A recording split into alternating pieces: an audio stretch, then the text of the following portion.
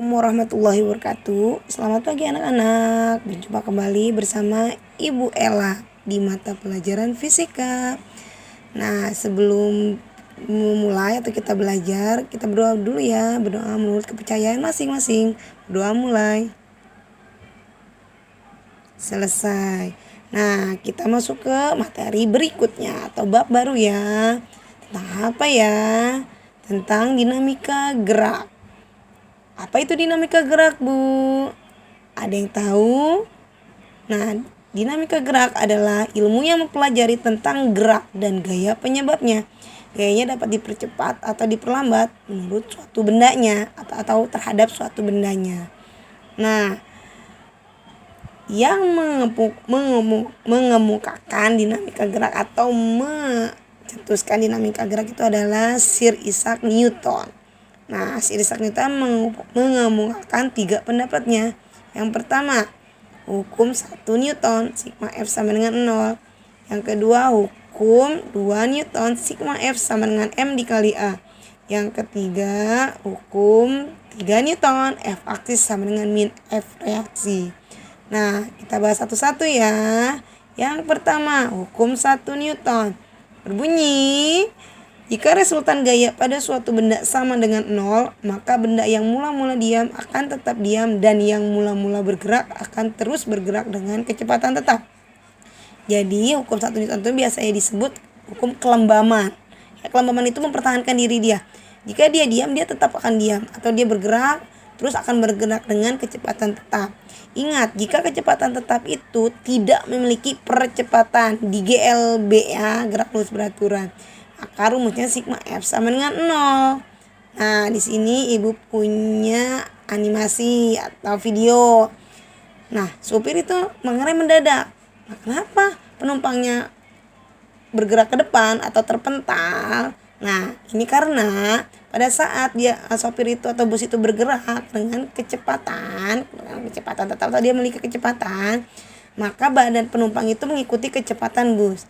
Lalu bus itu berhenti, berarti dia kecepatannya 0 kan. Nah, awalnya penumpang itu memiliki kecepatan bus, karena dia berhenti mendadak, maka kecepatannya itu akan tetap bergerak, maka dia akan bergerak ke depan penumpangnya. Oke. Nah, di sini ada contoh penerapan hukum 1 Newton lain. Yang pertama, saat naik motor dan motor digas, ban kita akan terdorong ke belakang. Yang kedua, kertas di bawah gelas kaca ditarik dengan cepat, gelas akan tetap diam. Yang ketiga, bola yang menggelinding di atas permukaan yang licin akan terus menggelinding dengan kecepatan tetap jika tidak ada gaya luar yang bekerja, ya, jika tidak ada yang menahan atau yang memberhentikannya. Selanjutnya, hukum 2 Newton. Bunyinya, percepatan yang ditimbulkan oleh gaya yang bekerja pada benda berbanding lurus dengan besar gayanya dan berbanding terbalik dengan massa bendanya. Maksudnya apa, Bu? Jadi ini dia ada kecepatannya berbeda-beda. Oke, maka dia menghasilkan percepatan. Oke, jadi tergantung massanya ya. Dan gaya yang bekerja. Nah, rumusnya sigma F sama M kali A. Karena dia ada perubahan kecepatan, maka dia akan menghasilkan percepatan. Nah, di sini Ibu ada 2 ilustrasi. Yang pertama, seorang mendorong meja. Yang kedua, ada orang mendorong mobil. Maaf ya, di sini Ibu tidak dapat video yang satu orang mendorong mobil ya. Jadi kita lihat konsepnya, mendorong meja dan mendorong mobil. Lebih cepat yang mana ya berpindahnya ya, atau lebih gampang yang mana ya? Yang lebih gampang yang mendorong meja, karena apa? Masanya itu lebih kecil. Oke, sehingga percepatannya lebih cepat ya. Oke. Nah, contoh penerapan hukum 2 Newton dalam kehidupan sehari-hari. Yang pertama, seseorang memindahkan kotak yang ringan akan lebih cepat daripada memindahkan lemari yang lebih berat. Seperti yang tadi ya. Badak besar mendorong badak kecil sehingga badak kecil terpental. Yang ketiga, orang dewasa dengan gaya besar mendorong meja dengan percepatan lebih besar daripada anak kecil yang gaya dorongnya lebih kecil. Nah, lanjut. Hukum 3 Newton berbunyi, Apabila sebuah benda mengerjakan gaya aksi ya, kepada benda lain, benda kedua akan mengerjakan gaya reaksinya pada benda pertama yang besarnya sama dan arahnya berbeda. Jadi arahnya berbeda, yang satu ke kiri, yang satu ke kanan. Tapi besarnya sama. Nah, karena sama berarti dia ada sama dengan F aksi sama dengan F reaksi. Bu, kenapa min? Itu arahnya. Ya berarti min F reaksi itu berlawanan dengan arah aksinya. Nah, ibu punya contoh nih. Seorang mendorong tembok.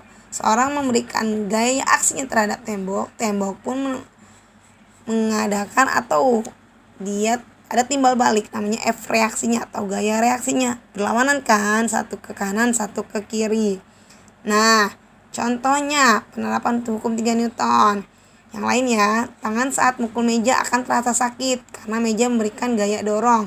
Jadi semakin besar kita memberikan gaya kita terhadap meja, akan semakin kita merasakan sakitnya lebih arah atau lebih banyak. Yang kedua, saat mendayung, gaya aksi dari dayung ke arah air mengakibatkan gaya reaksi air ke dayung dengan besar yang sama tetapi arahnya berlawanan ya. Kita mendayung ke kiri tapi kita mendayung ke belakang tapi perahunya melaju ke depan. Nah, lanjut ya. Nah, gaya-gaya yang bekerja pada sebuah bidang ya. Bidang itu ada yang datar, ada yang miring. Oke. Pertama, gaya normal. Gaya yang dialami benda pada keadaan apapun dan arahnya tegak lurus bidang, mau dia lagi datar, miring ya, itu ada ya kondisi apapun. Yang kedua, gaya berat. Gaya yang disebabkan oleh gravitasi yang berkaitan dengan massa benda, arahnya dari pusat benda menuju pusat gravitasi. Yang ketiga, gaya gesek. Nah, gaya gesek itu kok terjadi jika bidangnya atau mediumnya atau bidangnya itu kasar ya. Jadi kalau licin tidak memiliki gaya gesek. Gaya yang arahnya berlawanan dengan gerak benda atau arahnya cenderung bendanya bergerak ya, tapi pada bidang kasar.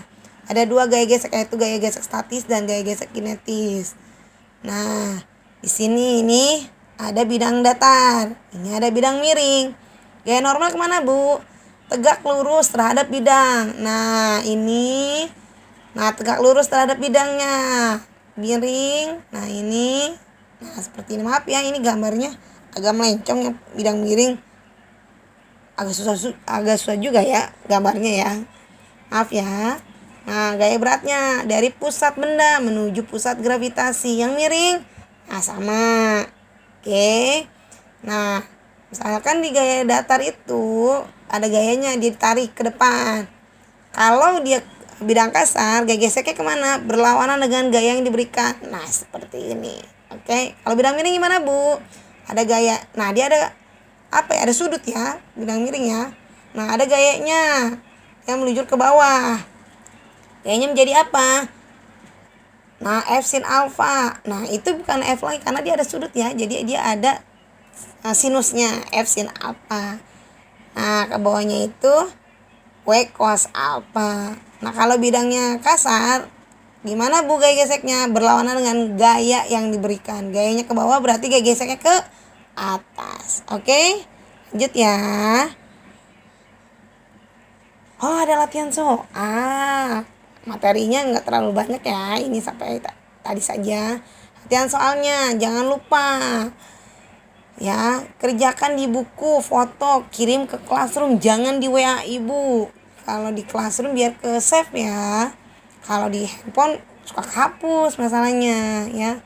Yang pertama, dalam kasus kertas di bawah gelas kaca ditarik dengan cepat, gelas akan tetap diam. Mengapa halnya demikian?